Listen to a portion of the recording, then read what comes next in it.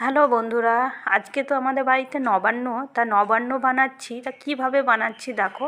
প্রথমে নিয়ে নিয়েছি কাঁঠালি কলা, চিনি, মূলো, শাকালু, তারপর শরবত আলু, আপেল, আদা কুচি, সমস্ত কিছু একদম সরু সরু করে কুচিয়ে, পাইফল, চেরি, সমস্ত কিছুই কিন্তু কুচোনো এখানে।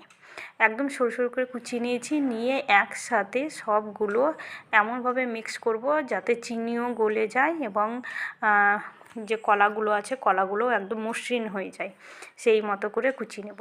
আর এদিকে আতপ চাল বাড়িতেই কিন্তু এটা করেছি, মিক্সিতে পিষিয়েছি, খুব সুন্দরভাবে হয়েছে। আর এদিকে দিয়ে দিলাম পোড়া মিষ্টি, 3টে দিয়েছি পোড়া মিষ্টি। পোড়া মিষ্টি কিন্তু এই নবান্নে দিলে পরে খুবই সুন্দর হয়। আর এদিকে দিয়েছি হচ্ছে ক্ষীর, বাড়িতে 1 কেজি দুধ দিয়ে আমি এই ক্ষীরটা বানিয়েছি।